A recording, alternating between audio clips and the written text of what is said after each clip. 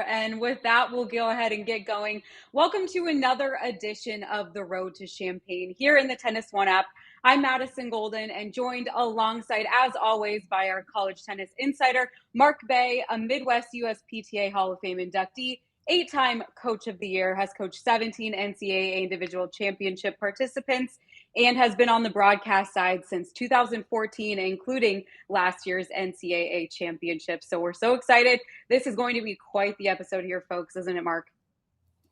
Yeah, looking forward to it. It's tournament time. There's always that excitement. And I've been calling some conference tournaments the last couple of weeks, which has just really kind of engaged me even more. So, yeah, tonight's going to be great. And obviously the weeks coming up after. And tonight's show is all about the men's and women's brackets, as we just saw in the NCAA.com selection shows just an hour ago. So we're super excited. And with that, we are joined by two very special guests, both of which are NCAA championship coaches. We have Adam Steinberg, head coach of the University of Michigan men's tennis team, and we have associate head coach Rance Brown of UCLA women's tennis. Welcome both into the TennisONE app. We're so excited to have you to talk some college tennis. Thank you. Thank you. Thanks for having us. Guys, it's awesome to have you guys on. Clearly, we've been in the trenches for a long time here. Rance, I've known you since Alex McGoodwin was beating Preuß's in the Easter Bowl. So it's a way back, and Steiny, you and I go along back as well. And I've got a lot of respect for what both of you guys do. Going to hit you guys with a couple of questions that you both will chime in on, and then I'll ask you a couple of questions specific to your programs and the journey this year. Starting off with just the overall format now with the Elite Eight. So having the round of 16 hosting as a component, and then hopefully being a top 8 to have a third weekend of hosting compared to the traditional old school round of 16 all at one place. How do you guys feel? I know we lost a COVID year with it, but how do you feel so far about this new format and only having an Elite Eight instead of a final 16? I'll let you start off, Adam. Thanks, Rance. I knew you were going to do that. Can you guys hear me okay? Yes. At first, I'll be honest, I was against it. I always was. I was really a proponent of the Sweet 16 and having everybody there at one site. But, as I've thought about it over time, I think it's great. I think it's great for college tennis. I think it's great to have for the teams that get through to the round of 16 to have that match on your home courts. I think is great for the community, great for the players. I think it's pretty special to play that match on your home courts if you have that opportunity. And then obviously there are a lot of other things that went logistical wise, at the final site with the individuals after the team, and having some teams are playing 4 matches, and then they got to go into the individual. This cuts that down. And also, having a final 8, I think is, times wise, like logistical wise, I think it's better for the teams and to grow crowds. I think, in the past, people were playing at 9 a.m. and it was tough to get people to come out. I think with a final 8, it makes more sense. Well, I have to go ahead and give the opposite view of things. And, I'm a little prejudiced where we're in a quarter school where we're right in the thick of things coming in out of midterms and trying to still be student athletes. I understand and respect definitely the crowds and having a home court advantage. But again, I'm kind of old school. I think having as many teams at one site, Sweet 16 was a special opportunity for all the student athletes. And it's just tough for the student athletes in the quarter system. I think a lot of these kids, and semester schools are out of school, period. They've already maybe missed their graduation walk, but still they're not studying and trying to still be student athletes. And I think it's going to be a challenge for the schools that are in session with the quarter system, trying to travel back-to-back weekends and maintain some schooling at the same time. Yeah, no, those are great points. I appreciate both sides of that coin. I think on the women's side of college tennis, there's besides Stanford and Florida, UCLA is the only team in the last 20 years to win two or more titles, right? So Stanford and Florida have a ton. UCLA has two, and everybody else has just been scrapping. But I think this year offers this incredibly different parity dynamic on the women's side. And on the men's side, there's been several different teams in the last 20 years that have won, obviously, won a title, and many that have won several. Obviously, a lot of dynasties with the Virginia and the USC teams. But at this point this year, do you guys really feel that it's a wide open deal, like as wide open as it's ever been? Obviously, that probably should come out of your mouths relative to where you're sitting, but in true feeling, do you feel like this year is one of the more just wide open NCAA tournaments that there'll be on both sides? I'll start off with this. I definitely do, Mark. I think AK COVID, hashtag COVID has definitely played into it with some upsets, and not even the upsets. I think the continuity to keep your team together throughout a season. We went 2 years without having COVID, and finals week we had 5 girls get COVID in 1 week. It's definitely a wide open season. I think our conference tournaments have showed that, where North Carolina on the women's side have been the darlings of the indoor season, and coming to the outdoor seasons, they really haven't clicked at the end, and it could be their year. But I really do think how these coaches manage the Sweet 16 and the Elite Eight is going to have some interesting outcomes. I predict there will be half the teams at the top eight on that women's side that might not be there on that final 8 week. It'll be very interesting, Mark. Wow, that's a big number to actually think almost half could possibly not be in the show. We're going to keep a look at that. So, Adam, how do you feel about it?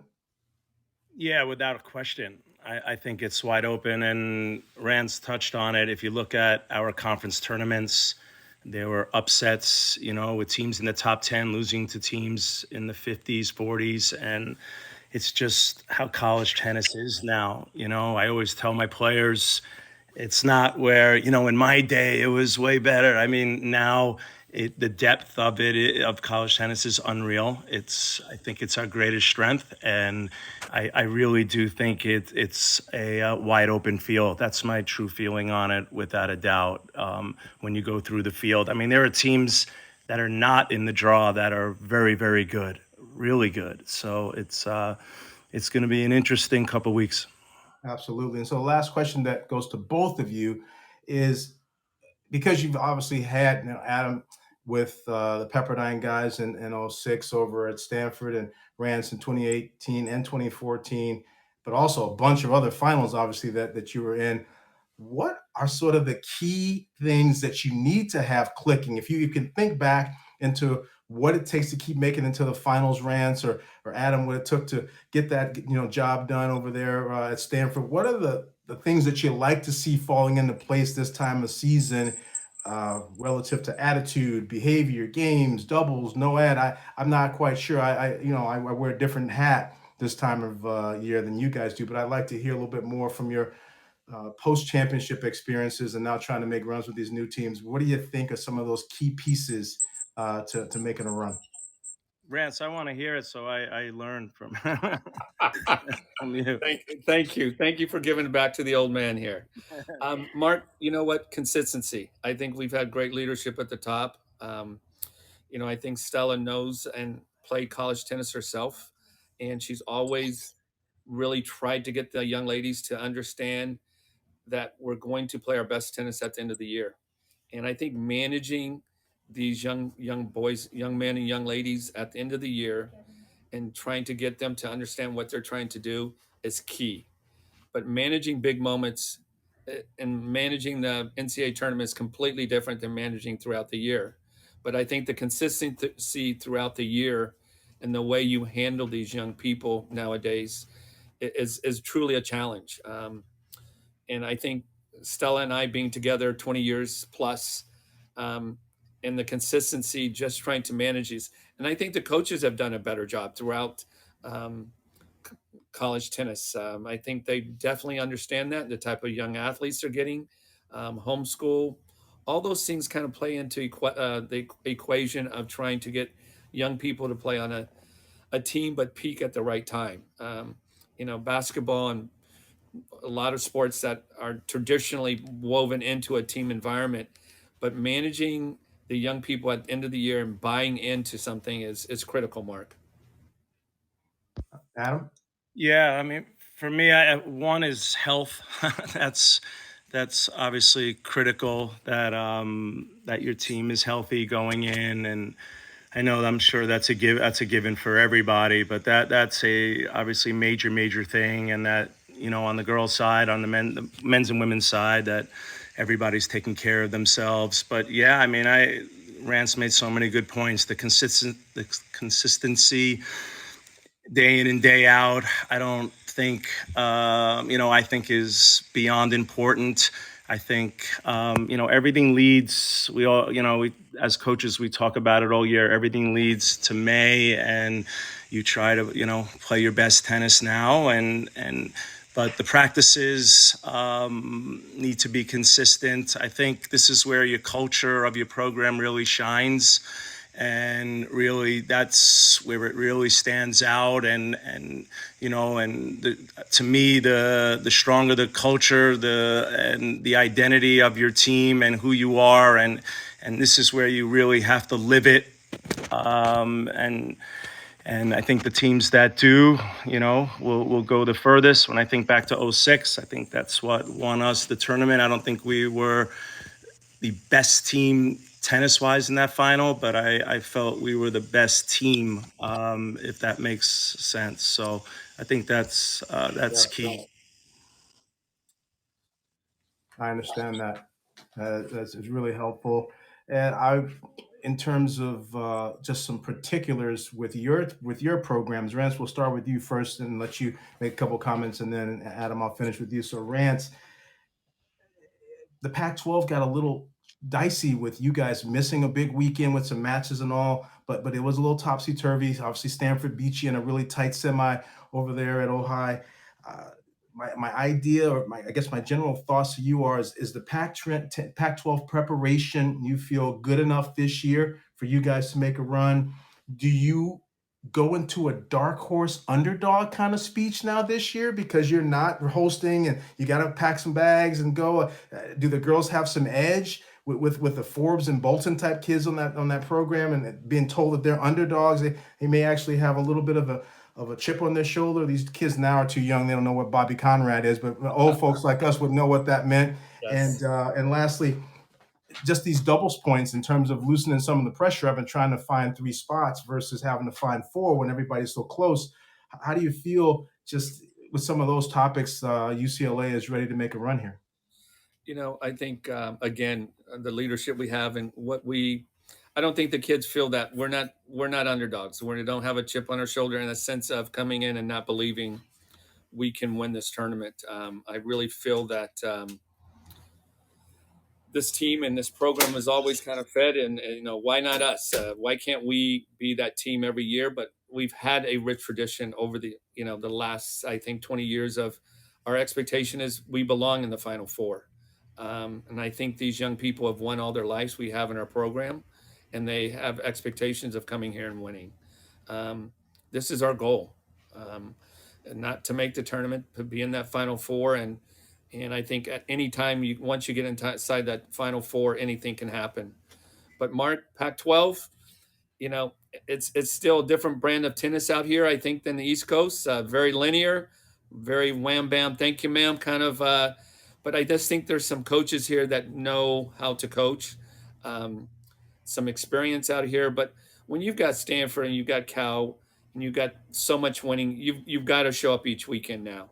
And I really feel this program is ready to make a deep run. I mean, we've got formidable 2 teams that we've got to get through in the round of 64 and 32, and Oklahoma State is definitely coached very well and a great squad. But we've got winners. We've got kids that believe, and we love doubles out here. We love doubles out here on the West Coast. And if you beat us and we win that doubles point and you get 4 points off of you, all the credit to you. But we feel it's going to be pretty tough to get 3 points if we win that doubles point off you. Absolutely, and that definitely is going to be an action-packed weekend over there, where you guys are going. Oklahoma State hosting, but there's going to be some battles. Obviously, SEC, Arkansas, you guys are taking on, and then obviously the host Oklahoma State is a great Big 12 strong team that's had an amazing year. Still, obviously, in the shadow of Oklahoma and Texas, but nonetheless, a really strong foe. So that definitely will have some popcorn and watch some of what goes on over there in Stillwater, and maybe even some Fuzzy's tacos. I've enjoyed my time over there in Stillwater. Adam, to you, lastly, Big Ten title for the first time since '96. A little student of mine by the name of Brad Kramer, who's a doctor and a lawyer in California, blew up my Facebook. The first time since '96. Let's go, baby. I mean, Brad was so pumped up for obviously being able to take Ty and the crew down. Clearly, there's been some lineup stuff going on between these teams, and Ty making some changes, you making some changes in this battle that you guys have had, and you came out on top with a big win. Styler over Kingsley there at 1 to close. Between the Big Ten title giving you sort of a push, maybe sticking your chest out, maybe some more belief for your guys to truly understand. But in addition to, I guess, some of the lineup decisions you made, you talked to me about Maloney playing well and moving up. What do you think Michigan needs to do to position themselves to make a run here? And do you see any similarities between the Pep team that won at Stanford versus these Wolverines now? Yeah, I do. There's a lot of similarities in terms of that these guys play for each other. They play for something bigger than themselves, which is what our teams at Pepperdine did that were successful. And so, to me, that's number one for us. That's what we're about, and I see that in our guys. And I saw it 2 years ago when we made a run at the indoors during the COVID year. We got to the Final Four and lost to SC3, and it was the first time I really saw that belief in this team and these guys, and I think we still have some players in the lineup from that year, and then this year it's they've really created a lot of belief, not just from winning this past weekend, but going on the road and beating a TCU and a Baylor at home, and so I feel like that's our foundation now. Is that belief is there, and our goal is obviously to make a run here and bring something to Michigan that hasn't been for a very long time. So, we're excited about it. And yeah, there's been some lineup stuff, some due to injury, some where, we feel like, guys have really turned it up in the last few weeks and deserve a chance to play a little higher or haven't done as well. And so we made, subtle moves here and there, but it's all about just trying to find the right balance between doubles and singles. So we're ready for Friday. Awesome. Well, two different paths coming, possibly coming from a top 4 seed and coming from obviously the outsider looking in on the seedings, but it all kind of goes out of the window. I know in my purview, I try to talk as little about draw talk as possible and make it about performance goals and performing on the court. 6 matches, one at a time is the way you've got to do it, and it starts someplace. Clearly, you guys have done it before and have a mission here, and I think that the UCLA tradition and the type of star power you guys have there, and you and Stella's experience, and obviously Adam, what you've been able to do there, and what you did this past weekend without Gavin Young even in the lineup there, it's pretty impressive. And now with TCU and Baylor types of wins, signature top 5 wins, there's no reason why you guys can't go out and get it done. And I'm looking forward to seeing what happens, and it'd be great to see you guys down in Champaign, not for the individuals, but for the team to be obviously battling for the title. So we'd like to thank you guys and appreciate you coming out, spending some time with us here at Tennis One to talk NCAA tennis. So we're going to get a little bit more into bracketology and what's happened with these draws now. And Madison and I can kind of take it. But again, it was great to hear from both of those guys. Just an amazing amount of tradition and 2 different types of career paths to have them, and with Rance being at the same place forever and ever and ever, obviously, and Adam being able to be successful at multiple. It's just been great to have both of them tonight. Thank you, Mark. Thank you, Tennis One. Yeah, thank you both, and good luck. Yes, good luck, guys. Thank you. Appreciate it. Bye-bye. Go Bruins. Go Blue. Go Blue. All right. Well, I mean, they couldn't have said it better, and so much insight, and good luck to both of them. And hopefully, like you said, we'll see them down in Champaign. But, kind of looking at more of the general overview of both sides of the bracket, They talked a lot about making a deep run in the tournament and what are the key factors to that. But I wanted to ask you, Mark, what are some of the key factors into just making it into the NCAA field as a whole? Yeah, the conference tournaments finished last weekend. There were 31 conferences, 31 for women, 30 for men. And so all those conference champions have an automatic spot and they're in the tournament. And then they started going down the rankings. Clearly, there is uh, not an exact slicing of the pie. There are some decisions that have to be made that are not just ranking, but head to head and quality wins.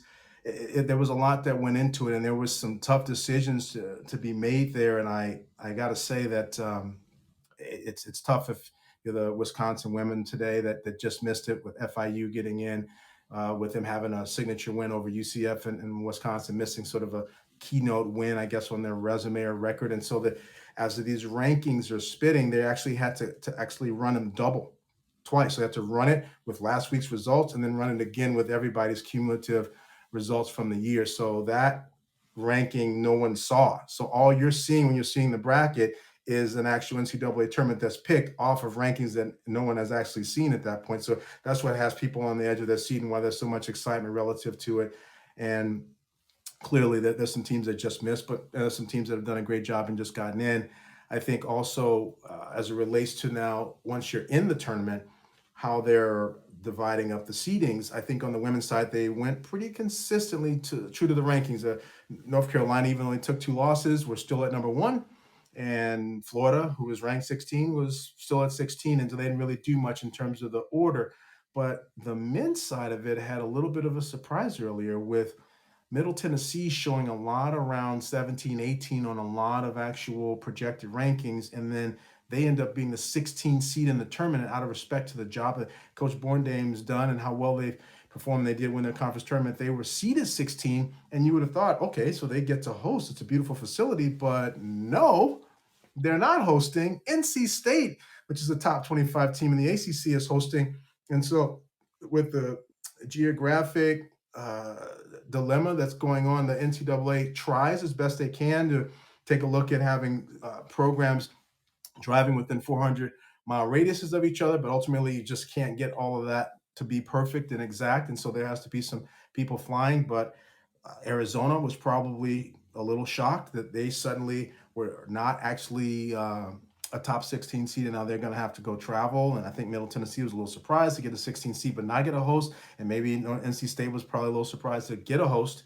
But clearly they've been a formidable team. And this happened last year where here in Chicago, Texas A&M women who were 10 in the nation had to come up to Northwestern and beat Northwestern on their home court, even though they were the number 10 seed. So we'll sometimes have these little, I'm not going to call them snafus or snags. They're just what the committee's decided. And I think that as you look through the draw and the field, I think it's interesting and compelling and pretty fair. And obviously it's going to always be tough in a couple areas, but it's why they roll it up and play. We'll see what ends up happening. But these 16 hosts that get these opportunities, at least for the first 2 rounds, have a great chance to showcase for their fans what they've done all year. And I feel like Rance may be onto something there. There's going to be some upsets. I don't think this is going to just be true to form. Yeah, I agree with you there. Upsets for sure. And we wanted to let everyone know too on those draws as we show them throughout this show. You can zoom and pinch and zoom in on them. So if you want to take a closer look at any of the quadrants, you can definitely do that. So speaking of the women's side of thing and speaking of quadrants, I wanted to know which quadrant of the women's bracket you think is going to bring the most excitement for this tournament.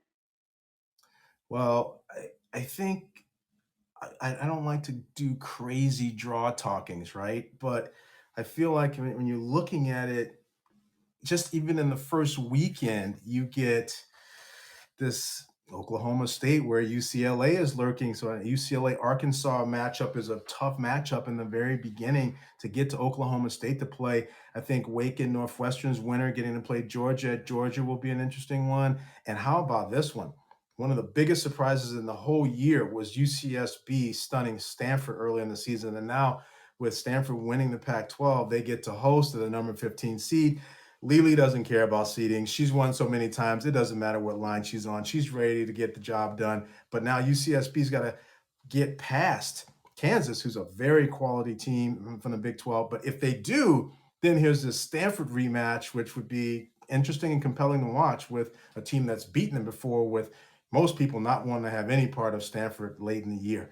I think also, Vanderbilt in that little section against Ohio State. There's definitely some key spots where the first weekend could have some intrigue, and I'm looking forward to seeing if all these hosts can actually come out of there. Yeah, most definitely. And I wanted to ask you one more question for the women's side of things. We obviously spoke to UCLA associate head coach earlier in the show, but I wanted to talk to you about they're obviously a really tough team, even though they're traveling, a tough team for the host team to play. I just wanted to kind of pick your brain a little bit. And what are some of the factors that go into a team that's really tough on the road? What goes into? I'm sorry. What goes into kind of being a successful team on the road, especially during the Yeah. NCAA tournament?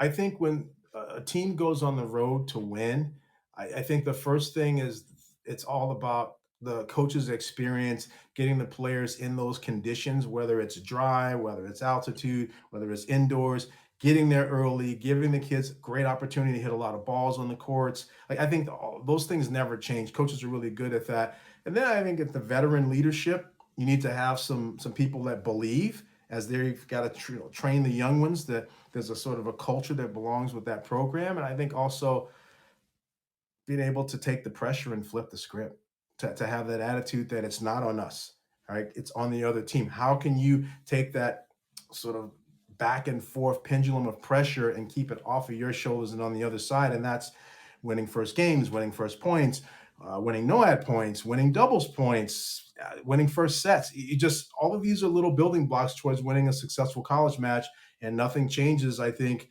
when people go on the road. But I think that the routines and the momentum that Rance talked about earlier is what the best road teams do. And we've had a lot of great road success across the NCAA this year. So tennis court's still 78 feet by 36, no matter where you go. And everyone has to play on both sides of the wind. And we're going to see how it comes out. But I think on the women's side, I would say that Michigan winning the Big Ten didn't get a host, where there was years where Michigan was able to get a host, even though they weren't top 16, and they got to go to a Texas Longhorn region that clearly has Texas clicking at all cylinders. So that could be tough. And I like the little Florida State FIU first round battle. I think that's going to be, Coach Artizone and Coach Hyde are going to have to get ready to get after, because FIU was wondering whether they were in or not, and now they're in and they're dangerous. And I think that that's going to be a really tough first round match over there at that Florida region as well. So I feel like there's a lot going on the women's side. I'm looking forward to it as always. I've gone to every NCAA final site since 1998, Madison. So this has been a part of my life and my routine for a long, long time. And now that I'm on, the media broadcast side of being able to bring some of this and bring it to light, it just makes it that much more exciting for me. And, we'll switch things over to the men's side, but having been to every NCAA site since 1998, attending all those tournaments, we love a good underdog story. So on the men's side, is there anyone that you really think could make a deep run in this NCAA tournament and give us that underdog story that everybody knows and loves? Yeah, it's tough. The men's side, there's these teams are all so good. So who would you call it? I mean, what level do you have to be an underdog? Or would you say Stanford goes into Harvard and wins the battle of the high ACT scores and gets out of there, and then they make a run because Coach Goldstein has obviously a formidable lineup, and they just missed, like, anybody that's just off the cuff, and that's where UCLA is. Those types of teams are always, maybe they're technically an underdog, but not really per se. I don't know if I would say anybody is just going to come out of left field, like the NCAA basketball tournament, like a St. Peter's. For St. Peter's, I don't think there's a St. Peter's. I feel that there's a lot of quality programs and some teams that could actually win a round or two, maybe get to the Sweet 16, but to make it to the final 8 at Illinois, I would take the powerhouses at this point from the Power 5 and not take the field in terms of an actual big time St. Peter's type of run. relative to this. But yeah, I'd say Stanford is clearly a dark horse. I'd say uh, Memphis could cause some trouble in their little bracket. I think that they're pretty good. I think Middle Tennessee will be interesting to see how they handle this dynamic at NC State. I think Auburn is a very good team. So Wake is deep, but Auburn has some really key positions where guys are playing well. So if Auburn gets the doubles point, could they take Wake down on their home courts? Yeah, I mean, Louisville could maybe give Michigan a run if they get past Oklahoma, but I can't say that I truly feel like someone's going to come out of left field to make the top 8 at this moment. Okay, you heard it here first. No one coming out of left field, but maybe these top 4 seeds going far in the tournament. I just wanted to ask you to kind of conclude our men's side coverage. Which of the top 4 seeds do you foresee being dominant on their road in this NCAA tournament? Yeah, the domination, you probably have to stick with Florida right now and say that Florida. Could Virginia beat them in the quarters? Yes. Pedrozo has got his team clicking on all cylinders. But if I had to say that somebody looked the most dominant, clearly TCU has taken a few hits. They're very good, and Coach Roditi will be ready. But that road is got some toughness in there. And Kentucky's a nasty team to be playing in a quarterfinal if that happened. I think the quarter with Ohio State and Michigan, could that happen again? Could it be number 4? Could Ty get at them back? If that happened at this point, Ohio having the number 4 seed instead of the 5 means that Adam has to go back to Ohio State where they did lose. And I think that the committee did have some interesting decisions. And one of the things that they could have done in a lot of instances is taken some of these head-to-head matchups and altered seedings. So, for example, Baylor beat TCU 2 out of 3, but they kept TCU with the higher seeding.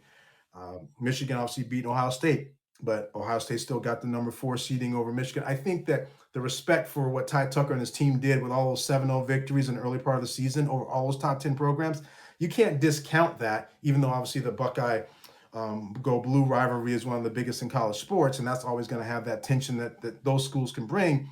You have to respect the resume and the quality wins and the amount of quality wins that the Buckeyes had and Ty Tucker put together. You have to respect that, and that's why that's in that situation. But Texas at 12, are they going to get healthy enough to be able to make the run? They clearly have the power, but and obviously the experience of being recent champions, but that's tough.